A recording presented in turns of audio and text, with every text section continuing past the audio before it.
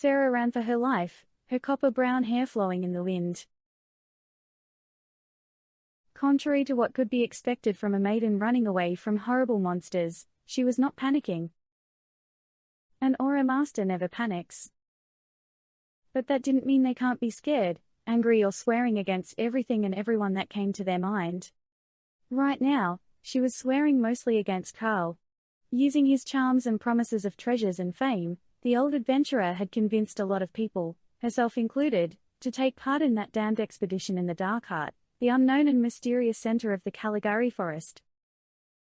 The result was that now Sarah was the only survivor and had those hungry, disgusting creatures chasing her.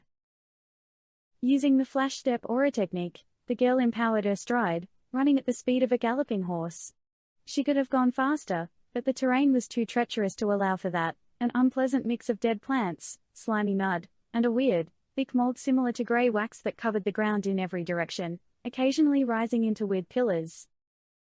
There were no animals or insects, nor any living plants or even mushrooms to be found apart from the mold.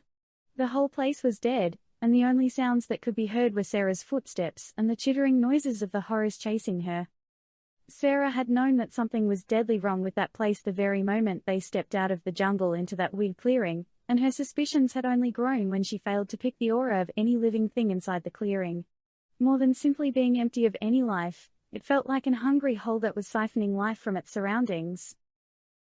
But despite this, Carl, the old fool, had convinced them to march on. At worst, he had said, the dead zone would have marked the presence of a colony of undead. And their group had a lot of veteran clerics to deal with them. He ignored the weird wax mold covering the ground and the stench in the air. He ignored everything, as he was completely obsessed by the legends of the Golden Temple ahead. To be fair, though, the legends were true. The Golden Temple did exist. Too bad it was occupied by something far worse than a colony of undead.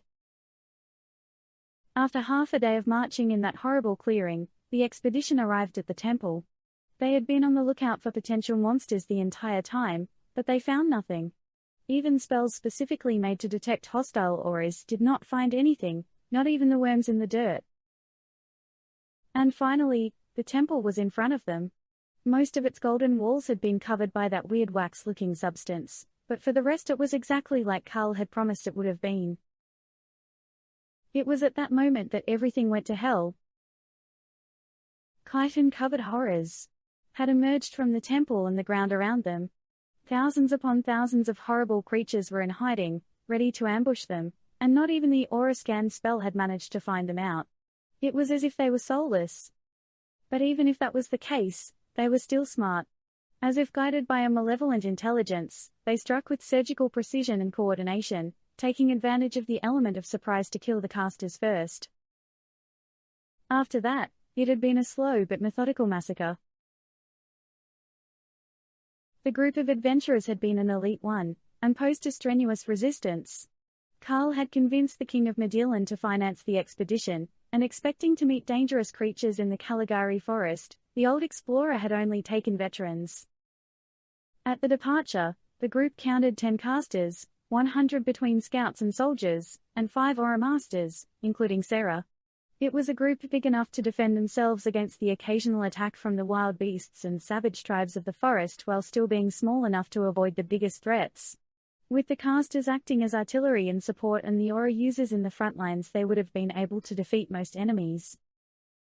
But, taken by surprise, outnumbered and with their casters killed, they were doomed from the start. The monsters were at least 10,000. For each creature they killed, 3 more took its place. At the end, Sarah, the last surviving aura master, had spearheaded one last desperate attack to breach the encirclement and escape, and against all odds it had worked. But the monsters were fast and they eventually caught all the others, leaving only Sarah alive. So now the girl was alone, but if she managed to reach the forest she would have a chance to lose her pursuers in the thick undergrowth and escape with her life. The way back to civilization was dangerous, but an aura master like her could make it. Hope and fear urged her to go even faster. The forest was in sight, just a few hundreds meters away. But then, a couple of shadows emerged from the ground, putting themselves between her and the relative safety of the trees.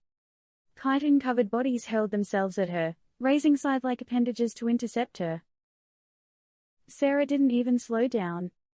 Flowing flower slash, she cried, moving past the monsters like a gale of petals carried by the wind. The monsters' heads fell, leaving their serpentine bodies to squirm in the dirt. Sarah had to stop herself from sneering. Apparently, the strength of these creatures resided in their numbers and ability to not be picked up by the aura scan, but in a fair fight they were nothing compared to her. She picked up her pace. She could really see the forest's trees now. If she managed to reach them, she could lose the monsters there. And then she realized something. There was a horrible buzzing noise coming from over her head. She saw a shadow clawing at her from the sky, and she had barely the time to dive sideways before a new horror, similar to a wasp, dropped where she was standing a second ago. But she had been just a second too late. One of the creature's clawed limbs had cut her legs deeply, and when she tried to pick herself up, she collapsed on the ground. Instantly, the flying monster was upon her, trying to eviscerate her with its scythe-shaped appendages. But Sarah lunged at it with her sword, piercing it from side to side. The creature let out a shriek of pain before collapsing on her. Sarah tried to move it to escape, but before she could do that, the pursuers reached her. She was swallowed in a sea of dark, chittering chitin, and she lost consciousness. Slowly, Sarah regained her senses. Her whole body was numb, and her thoughts were confused. She tried moving, but her limbs didn't answer. So she opened her eyes, and immediately regretted this decision. She was in a large chamber made entirely by that wax-like substance, which was glowing ominously in the dark, and in front of her, there was one of those chitin-covered monsters. But this one was different. First of all, it was huge. Even crouching over her, it was at least 3 meters tall. Its lower body was similar to that of a bloated lizard, with a chitin armor covering its skin, but its torso was vaguely humanoid, only it had scythe-shaped limbs, like those of a humongous mantis. And finally, looming over Sarah, there was a huge insectoid head, with an unnaturally large mouth filled with needle-like teeth. Unlike the other monsters, Sarah could feel this one's aura. It made her shudder to her core. It was overwhelmingly powerful and utterly alien. A voice echoed in the girl's mind. A feral, instinctive voice filled with hunger, which left no doubt to what would be the fate of the captured warrior. Strong. Strong. You make good nourishment for the queen. The racks will grow big and strong with you.